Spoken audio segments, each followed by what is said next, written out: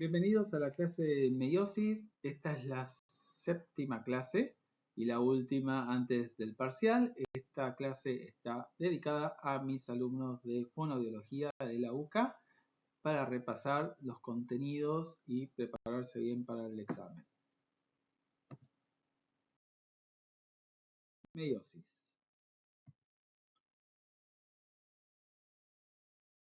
La meiosis está íntimamente relacionada a lo que es la reproducción sexual y es un tipo especial de división celular diferente a la mitosis y exclusiva para las células que van a intervenir en lo que es la reproducción. O sea, está exclusivamente destinada a la formación de gametos o células sexuales que se van a generar gracias a este tipo de división. Estamos hablando de espermatozoides y de óvulos.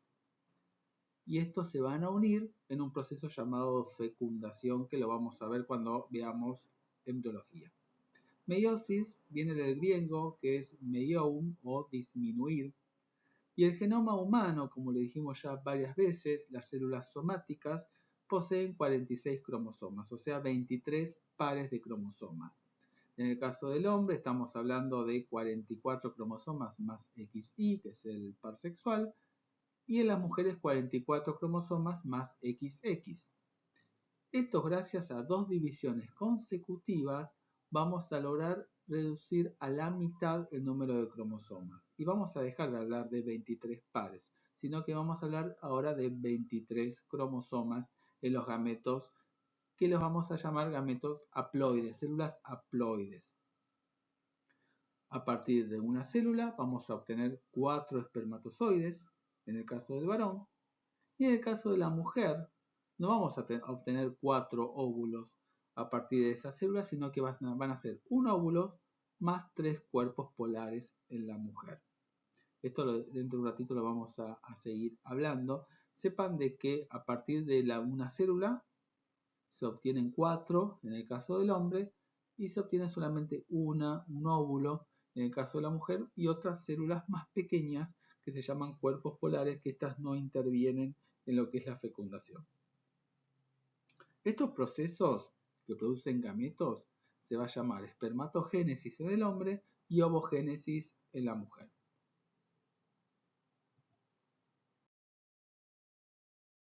La meiosis es un tipo especial de división y en ella se produce reducción del número de cromosomas a la mitad. Pasamos de una célula diploide con 23 pares a una célula que tiene solamente 23 cromosomas. Y van a ocurrir dos fenómenos importantísimos además. Uno es la recombinación genética, o sea, el intercambio de material genético de segmentos del cromosoma entre cromosomas homólogos, y la segregación al azar. ¿Qué significa? Que los cromosomas homólogos se van a dirigir a diferentes células, ¿sí? Un cromosoma homólogo a una célula, otro cromosoma homólogo a otra célula, y esta segregación, esta separación, van a ser al azar. Es como repartir cartas en forma azarosa entre diferentes personas que se encuentran para jugar las cartas, ¿no? Acá se van a repartir estos cromosomas en forma al azar y no hay forma de saber previamente dónde van a ir estos cromosomas. El destino, o sea, la finalidad de todo esto es generar células, gametos únicos, irrepetibles, con material genético diferente a otros gametos que puedan estar en el organismo. Fíjense, acá tenemos el caso del hombre y la mujer. Estas son células primordiales, las primeras células que van llegando a las gónadas, tanto del hombre como de la mujer, tienen las primeras divisiones. Estas primeras divisiones no hay reducción del material genético, sino que son mitosis. Las primeras son mitosis. Hasta que llegan a un punto en donde estas células deciden que van a sufrir este proceso de meiosis. Este punto en donde pasan a células que van a hacer meiosis, estas células pasan a llamarse espermatocito primario en el hombre y ovocito primario en la mujer. Y después ocurren dos divisiones sucesivas en donde no hay replicación del material genético. En el caso del hombre, primera división, segunda división y formación de 4 espermatozoides. Fíjense en el caso de la mujer, el ovocito primario va a tener una primera división y esta primera división va a generar células muy diferentes. Además de tener mitad de material genético cada una, esta célula va a ser más pequeña que esta. O sea, una célula va a conservar mayor cantidad de citoplasma que otra célula. Y la segunda división va a pasar exactamente lo mismo. O sea, hay reducción de material genético, porque estamos hablando de meiosis, pero el citoplasma va a tratar de dirigirse siempre a una célula. Va a formar una célula predominante con mayor material genético y más preparada para una posible fecundación que estas otras células que no. Se llaman cuerpos polares estas. Y esta va a ser el ovocito secundario. Esta es la que puede llegar a participar el día de mañana en una fecundación.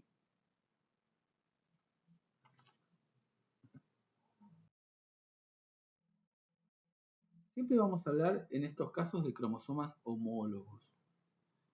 ¿Qué son los cromosomas homólogos? Son los dos cromosomas virtualmente idénticos. ¿Por qué virtualmente? Si bien van a tener material genético y van a tener información genética sobre diferentes proteínas, ¿sí? Pero uno va a tener información traída por el padre y otro por la madre.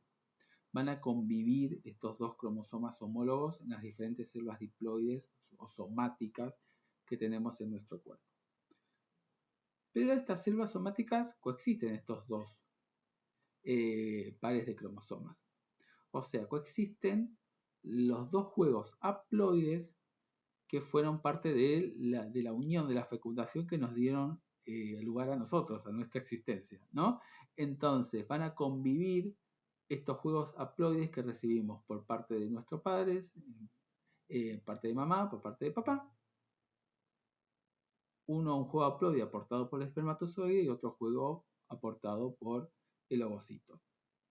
Entonces, nuestras células somáticas pasan a tener 23 pares de cromosomas homólogos. ¿Qué diferencias hay entre mitosis y meiosis? Por una parte es igual a la mitosis. ¿Por qué? Porque hay una secuencia de cambios y que estos cambios forman parte de periodos, diferentes periodos. Estos cambios van a ocurrir en el núcleo, van a ocurrir en el citoplasma, se van a formar los usos mitóticos que hablamos en la clase anterior, los cromosomas se van a condensar en algún momento y los centrómeros van a tener la misma evolución que vimos en la clase de mitosis. Pero las diferencias son más aún. ¿Cuáles son las diferencias con la mitosis? Las células en las que ocurren las mitosis son las células somáticas. La mayor parte de las células en nuestro cuerpo sufren mitosis, no sufren meiosis. Las meiosis solamente se van a dar en las células sexuales. Las hijas de una mitosis tienen igual cantidad de cromosomas y van a ser todas diploides. El material genético va a ser constante en las sucesivas mitosis. Pero en las meiosis, las dos divisiones sucesivas, o sea, meiosis 1 y meiosis 2, como lo vamos a llamar a partir de ahora, genera 4 células haploides y cada una con la mitad del material genético. Además de haber variabilidad genética. Estas 4 células no van a ser iguales, por lo menos en lo que es el contenido genético. En las meiosis la fase S suele ser más larga y la G2 es corta o puede llegar a faltar. En las meiosis los cromosomas homólogos se van a relacionar entre sí y se recombinan, intercambian partes. Esto es un punto importantísimo para tener en cuenta en lo que es la meiosis. Hay recombinación, hay intercambio de partes entre cromosomas homólogos. La duración de la mitosis generalmente es corta, 1 hora aproximadamente, pero las meiosis suelen durar un montón de tiempo. Fíjense, 24 días en el hombre y años en la mujer. Este es un punto también muy importante que quiero que se acuerden para cuando lleguemos a ciertas clases en embriología. Meiosis, entonces, las divisiones meióticas van a comenzar después de varias divisiones mitóticas de estas células primordiales que les hablé recién, que van a después dar lugar a los espermatocitos primarios y ovocitos primarios. Estas células primordiales, indiferenciadas, pocos diferenciadas, ¿no? Indiferenciadas del testículo y del ovario, se van a llamar espermatogonios y ovogonios. Son células que se van a dividir en forma mitótica para generar un pool de estas células, un stock de estas células espermatogonios y ovogonios, para después que terminen diferenciándose a espermatocitos primarios y ovocitos primarios. En estas células, espermatocitos primarios y ovocitos primarios son las que se van a desencadenar la meiosis 1. Después de la meiosis 1 se generan los espermatocitos secundarios y ovocitos secundarios. En ellas van a sufrir la meiosis 2, generando la formación de espermátides que después se van a madurar y convertir en espermatozoides y del óvulo.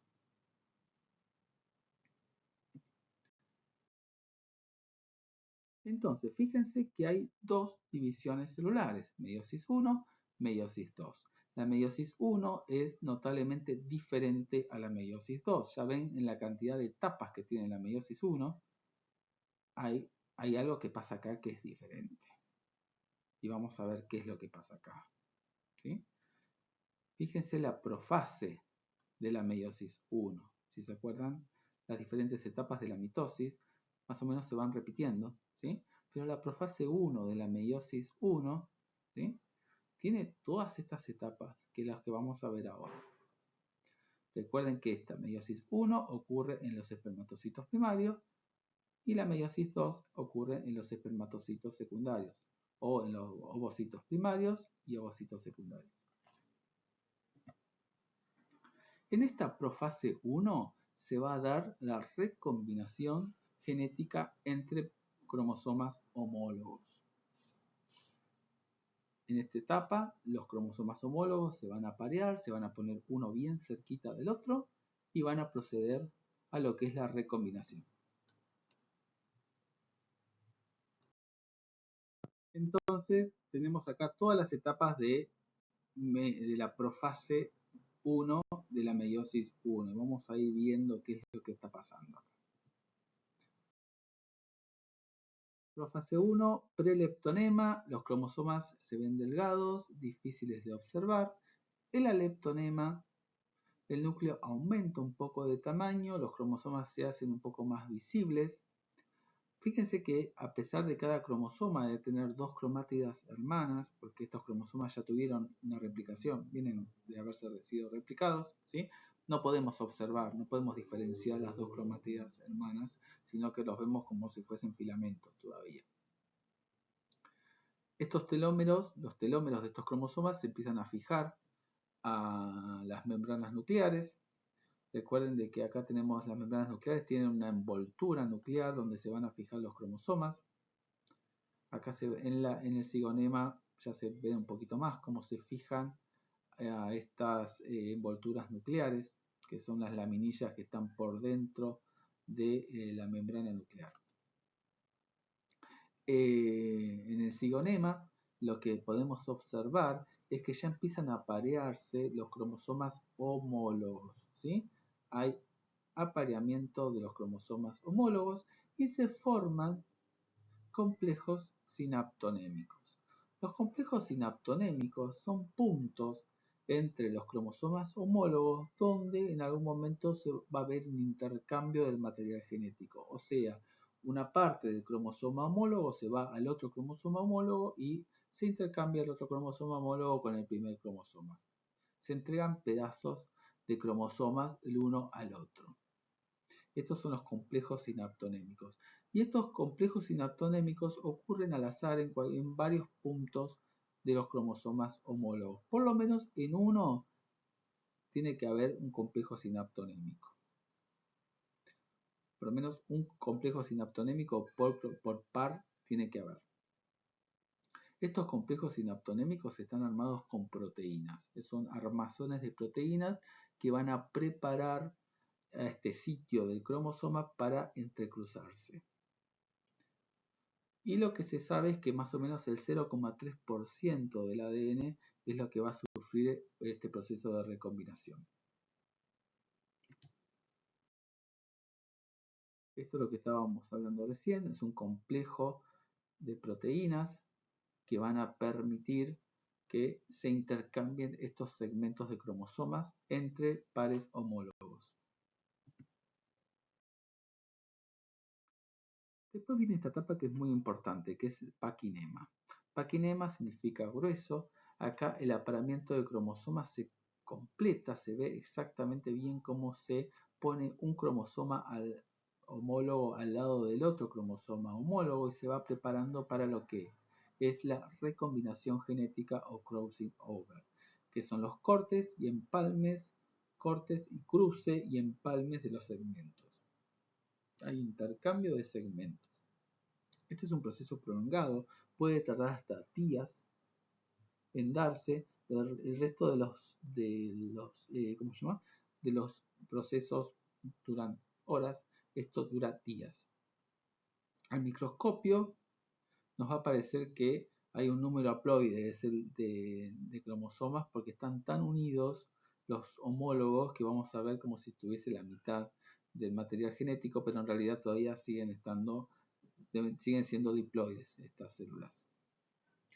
Cada conjunto entonces de pares de cromosomas homólogos van a estar constituidos por 4 cromátidas hermanas. Recuerden que cada cromosoma tiene 2 cromátidas hermanas porque previamente a esto hubo una replicación. Entonces, esta línea azul, que es un cromosoma, va a estar constituido por 2 cromátidas hermanas. Este al rojo también tiene 2 cromátidas hermanas, por lo tanto que este apareamiento de homólogos va a estar constituido por 4 cromátides. Entonces, 2 cromátidas hermanas se van a conectar por el centrómero, que no los vamos a visualizar todavía, pero las 2 cromátidas hermanas, tal como se vieron en mitosis, están conectadas por un centrómero que todavía no lo vemos. Y hay también todo un complejo de proteínas en el centrómero que tampoco lo estamos visualizando en esta imagen. Lo más importante del paquinema, ¿sí?, es que se van a formar estos nódulos de recombinación, en donde estaban las proteínas que vimos en la etapa anterior, ¿sí?, el complejo sinaptonémico. Se va a dar el intercambio del material genético, ese corte, cruce y empalme de estas porciones de los cromosomas para generar cromosomas nuevos, originales y únicos.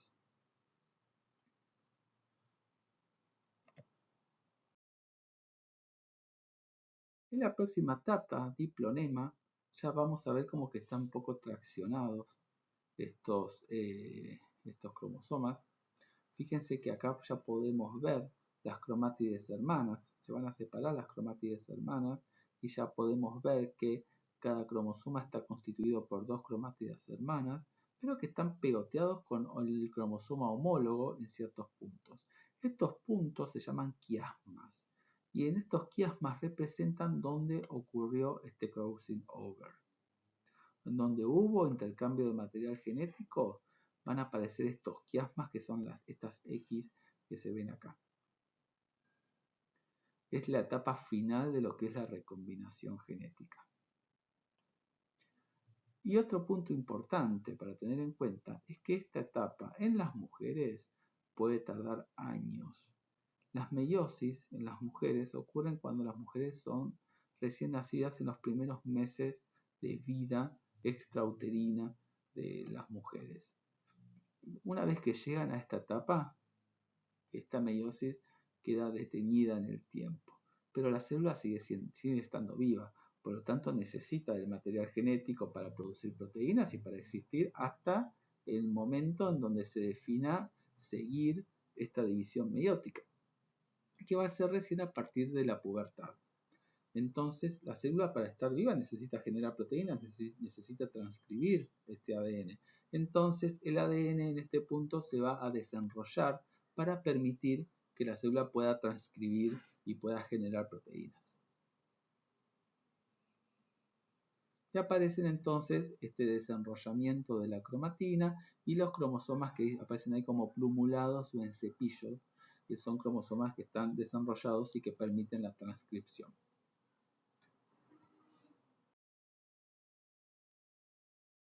La diacinesis acá tenemos otra vez la condensación de los cromosomas, acá hay otra vez una reactivación de la meiosis en el caso de las mujeres. Los hombres recuerden de que no pasa esto del detenimiento de años, no, todo esto es consecutivo en los hombres. Las tétradas se van a distribuir por todo el núcleo y el núcleo desaparece y es semejante a lo que es una profase tardía de una mitosis. Las restantes etapas de la meiosis 1, lo que vamos a tener es que los cromosomas homólogos se van a separar y en forma azarosa se van a separar. Un cromosoma para un lado, otro cromosoma para otra célula y no hay forma de saber el destino de cada uno. Esto acá en el momento en donde surge, ahí se distribuyen, va uno para un lado y el otro para el otro. Hacia los polos opuestos, las fases son parecidas a como las vimos en mitosis, pero en vez de dividir cromátides hermanas, que es lo que vimos en mitosis, acá se separan los cromosomas homólogos. Los usos se van a conectar a los cinetocoros, las filas del uso se van a asociar a dos cinetocoros hermanos, ¿sí? Que se van a comportar como una unidad. Acá no se separan las cromátidas hermanas, importante, punto importante. No se separan las cromátidas hermanas, se separan los cromosomas homólogos. Cada cromosoma homólogo se va a mirar hacia un mismo polo, los quiasmas permanecen, en anafase recién ahí los homólogos se van a separar y se van a movilizar a direcciones opuestas. Esto se puede observar que la recombinación a veces ocurre entre dos cromátidas de dos pares homólogos, o sea, acá tiene que haber intercambio de todas, en todo el material genético. Si los cromosomas están constituidos por dos cromátidas hermanas, las dos cromátidas hermanas van a interactuar con las cromátidas hermanas del otro par, ¿sí? Así que todos se intercambian. Y en la telofase los grupos cromosómicos ya quedan con número haploide, ¿sí? Y se van a rodear de envolturas nucleares. Ojo, estamos hablando de una célula haploide, pero todavía con el material genético duplicado, porque esta célula se replicó. Así que tenemos los cromosomas constituidos por dos cromátidas hermanas todavía. 23 cromosomas, o sea, son números haploides, pero están duplicados. Por lo que necesitamos la segunda división. Entre las dos divisiones meióticas va a existir una interfase de corta duración, obviamente sin replicación, sin fase S, y acá vamos a hablar de espermatocitos secundarios y ovocitos secundarios. Y va a comenzar la meiosis 2.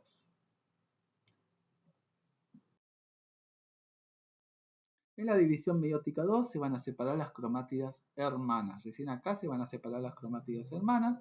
Fíjense que tenemos profase, metafase, anafase, telofase 2, ¿no?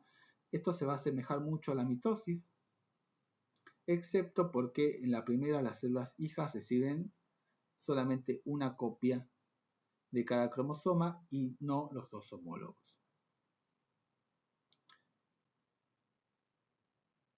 Hay un número haploide de cromosomas, seguimos manteniendo el número haploide, pero solamente una copia. En este caso, las células hijas van a tener solamente una copia y van a seguir siendo haploides. Y les vuelvo a recordar esto, ¿sí? Que en el varón se van a formar dos células similares, que van a ser espermátides.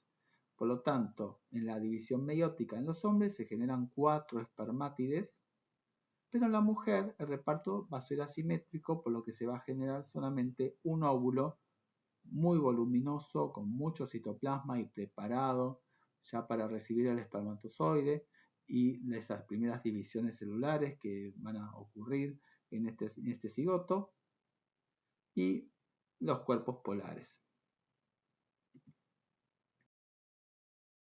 Entonces, en síntesis, en meiosis se forman 4 espermatozoides a partir de cada espermatocito primario y un solo óvulo por cada ovocito primario y el resto recuerden que son 3 cuerpos polares que no participan en la fecundación.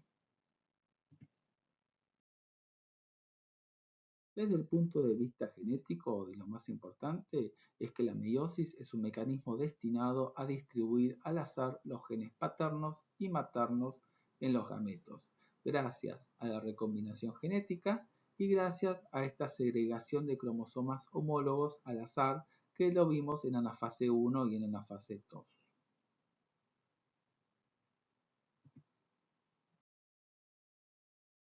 Y finalmente les voy a hablar un poquito de lo que es la no disyunción como, como parte de lo que es del contenido de genética que tenemos que ver en la cursada.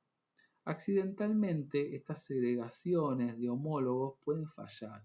Y esto principalmente ocurre en quién? Ocurre en las mujeres, por este tema que yo les dije recién, ¿sí? Que la meiosis 1 en la mujer está mucho tiempo detenida desde el recién nacido hasta la pubertad. Imagínense todo el tiempo que tiene que transcurrir hasta que la mujer tiene la menopausia, todos los años que esta meiosis está detenida en el tiempo. Obviamente con el correr del tiempo, con el correr de los años, esta meiosis puede perder un poco la fidelidad de las primeras meiosis de la mujer puber, ¿sí?